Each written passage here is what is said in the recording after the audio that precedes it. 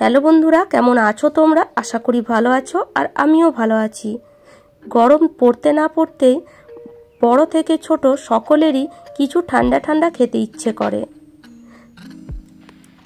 আর তাই আজকে আমি বানাচ্ছি গরমের স্পেশাল রেসিপি মিল্ক শেক। তো গ্যাসের মধ্যে কড়াই বসিয়ে এখানে দিয়ে দেব 1 কিলো ফুল ফ্যাট দুধ। তোমরা নর্মাল দুধও ব্যবহার করতে পারো, তবে একটু বেশিক্ষণ ওটাকে ফুটিয়ে নিলেই হবে। দুধটা দিয়ে গ্যাসটাকে জ্বেলে দেব, আর দুধটা গরম হওয়ার আগেই মানে ঠান্ডা অবস্থাতেই গ্যাস জ্বেলেই এখানে আমি কিছুটা দুধ একটা বাটির মধ্যে বের করে নিচ্ছি। তো মোটামুটি 5 থেকে 6 ডাবু এখানে দুধ বের করে নিতে হবে।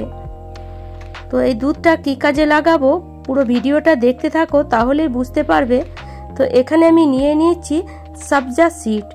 এটা অনলাইন বা অফলাইন তোমরা অ্যাভেলেবেল পেয়ে যাবে। অনলাইন অ্যাভেলেবেলই থাকে, অফলাইনও এটা পাওয়া যায়। তো দেখো এই বীজটা এরকম দেখতে হয়, আর এই গরমকালে এর শরবত খাওয়া আমাদের শরীরের পক্ষে খুবই উপকার। তো এই সবজা সিড এখানে আমি নিয়ে নিচ্ছি 2 চামচ, আর এর মধ্যে সামান্য একটু জল দিয়ে কিছুক্ষণ ভিজিয়ে রেখে দেব। এটা খুব ভালো ফুলে যাবে। তো আধ ঘন্টা ভিজিয়ে রেখে দিলে এটা খুব ভালো ফুলে ওঠে। তো ততক্ষণ এদিকে আমরা কিছু ড্রাই ফ্রুট নিয়েছি, যেগুলো একদম মিহিন করে কেটে নেব। তোমাদের কাছে যেটা থাকে সেটা এখানে ইউজ করতে পারো, যেটা না থাকে সেটা স্কিপ করে দিতে পারো।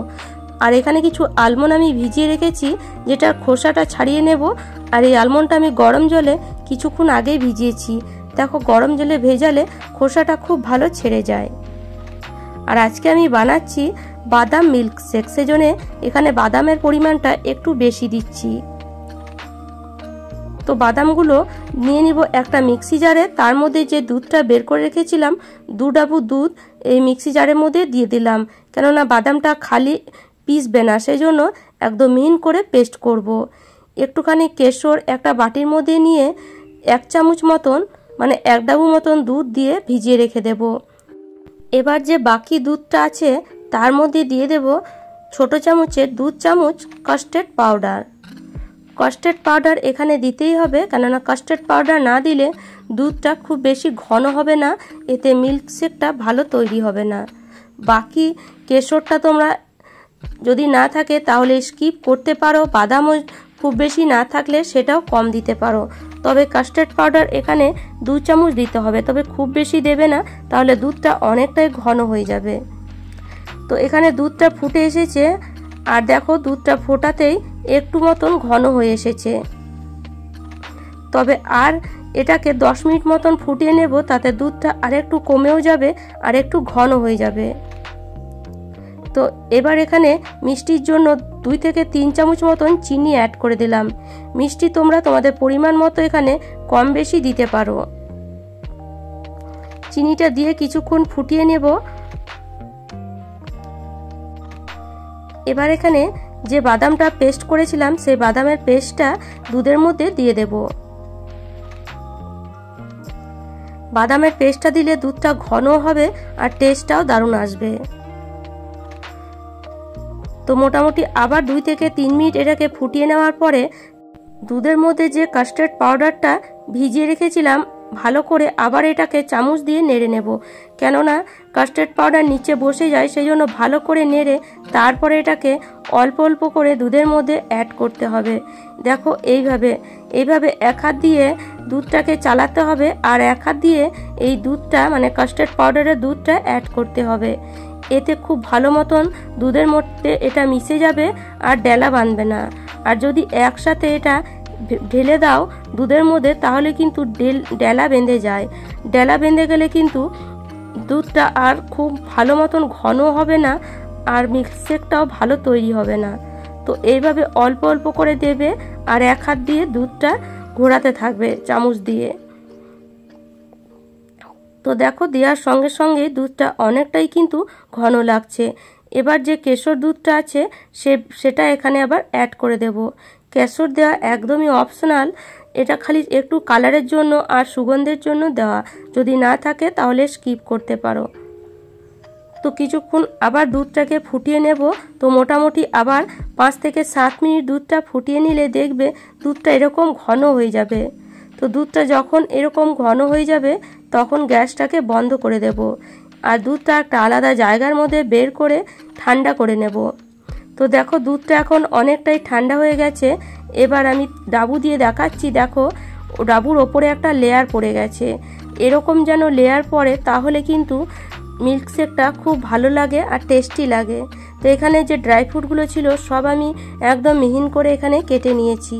তো দুধটা আমি কিছুক্ষণ মোটামুটি 3-4 ঘন্টা ফ্রিজে রেখেছিলাম। এবার দেখো দুধটা আরও ঘন হয়ে গেছে। তো এবারে এখানে আমি যে সবজা সিডটা ভিজিয়ে রেখেছিলাম সেটা 2 চামচ অ্যাড করে দেব। সবজা সিডও যদি না থাকে তাহলেও এই মিল্কশেক তোমরা বানিয়ে নিতে পারো। তো ভালো করে মিশিয়ে নেব সবজা সিডটা, আর এটা দিলে খেতেও টেস্ট হয় আর দেখতেও দেখো কত সুন্দর লাগছে। এবার এখানে যে বাদামগুলো কেটে রেখেছি কিছুটা বাদাম এখানে অ্যাড করে দেব। তো এইভাবে বাদাম দিলে মিল্কশেকটার টেস্টটা খুবই ভালো আসে, বাচ্চা থেকে বড় সবাই পছন্দ করবে এইভাবে যদি একবার মিল্কশেক বানিয়ে দাও। তো এইভাবে মিশিয়ে নিয়ে এটাকে আবার ফ্রিজের মধ্যে মোটামুটি 1 থেকে 1.5 ঘন্টা রেখে দিলেই মিল্কশেকটা একদম ঠান্ডা কুলকুল হয়ে যাবে, যেটা খেতে খুবই টেস্টি হবে। তো সব জিনিসগুলোকে ভালো করে মিশিয়ে নেব। ভালো করে মেশানো হয়ে গেলে এবার চলো সার্ভ করা যাক। তো এখানে আমি একটা গ্লাস নিয়েছি, তার মধ্যে প্রথমেই দিয়ে দিচ্ছি কিছুটা পরিমাণ সবজা সিড, তারপরে কিছুটা পরিমাণ ড্রাই ফ্রুট দিয়ে দেব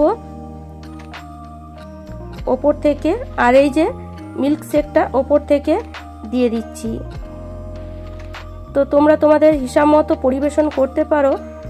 তো এইভাবে যদি পরিবেশন করে কাউকে দাও তাহলে বাজার থেকে আর মিল্কশেক কিনে আনার কোনো প্রয়োজনই পড়বে না, বা বাজারে গিয়ে মিল্কশেক খাওয়ার কোনো প্রয়োজনই পড়বে না।